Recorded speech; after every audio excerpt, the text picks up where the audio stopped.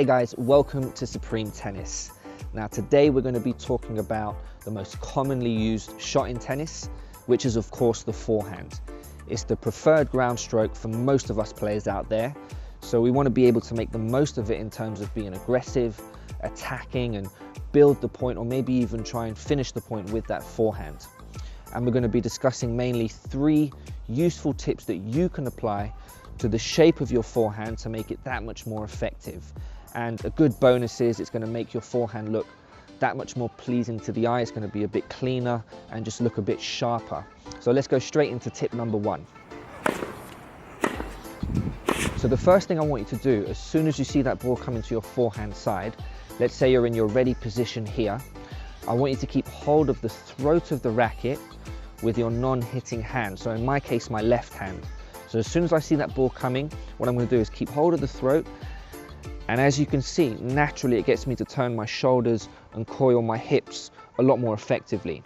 A lot of players will neglect the use of that non-hitting hand. They don't really know what to do with it. They kind of just leave it to the side, and like I said, they don't really know what to do with it, but it really helps you in maintaining good shape with the forehand. So like I said, as soon as you turn to that forehand side, you're in your ready position here, keep hold of the throat, and look how it just gets me to turn my shoulders and coil my hips, and it gets me in a much better position to set up for that forehand, as opposed to releasing straight away where I don't really engage the shoulders and the hips. This leads to tip number 2, which is something I tell all of my clients, and that is to release and push to the side. So once I've turned to my right, I've kept hold of the throat of the racket. When I say release and push to the side, what I want to see is that. So when I release the racket, I'm pushing out towards the side. Some coaches like to use a clock as a point of reference. So if I'm looking straight ahead at 12 o'clock, my left arm wants to be across my body and push out towards 3 o'clock. So I'm in a position where I'm looking over my shoulder at the incoming ball.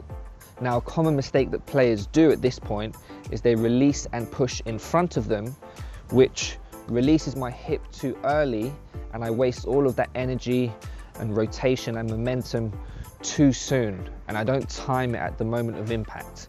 So keeping my left arm across my body, pushing out towards 3 o'clock, keeps my hips coiled, and that means when I go into my forward swing, I'm releasing all of that rotation and I'm uncoiling my hips at the moment of impact. Another very useful thing that it does, pushing out to the side, it helps me to gauge the distance between my body and the ball as I strike it. So I know as soon as that ball's coming towards me, my left hand is like a measuring stick to help me find my contact zone. And as it's coming towards me, I want the ball to just sort of line up with my left hand there. So as you can see, there's a very common theme here with the non-hitting hand with your forehand to maintain that good shape and keep good technique. The third and final tip is to do with the shape of the finish. And we're going to look specifically at the elbow and where I want that elbow to end at the end of the stroke. Now, a lot of players, when they do the first 2 tips correctly, in that, you know, they keep hold of the throat of the racket, they release and push to the side, I really don't like it when they finish their shot having their elbow flaring out to the wrong side. So in my case, it would be my right side. What you want is to swing with the intention that every time you finish, your elbow is going to go all the way past center, because essentially the first 2 tips are to do with the building phase.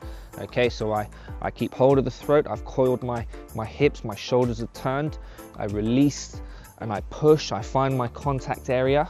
Now what I want is to release into that acceleration phase where I can really generate a lot of power in that rotation. And it makes no sense to really coil and build that momentum and not really release as you go into that forward swing. So I really don't want to see that elbow flaring out to the side, to the right hand side for right-handed players. I want it to finish just past center. So that was just a quick tutorial on the forehand. And of course, there's a lot of other elements and a lot of other pointers that we can speak about with this shot, but those are just 3 tips that I wanted to share with you guys. 3 tips that I applied to my own forehand and many of my clients as well. So I hope that you can benefit from those pointers too. Anyway guys, I appreciate you taking the time to watch this tutorial. If you have any questions, just comment below, and hopefully I'll see you in the next video. Take care.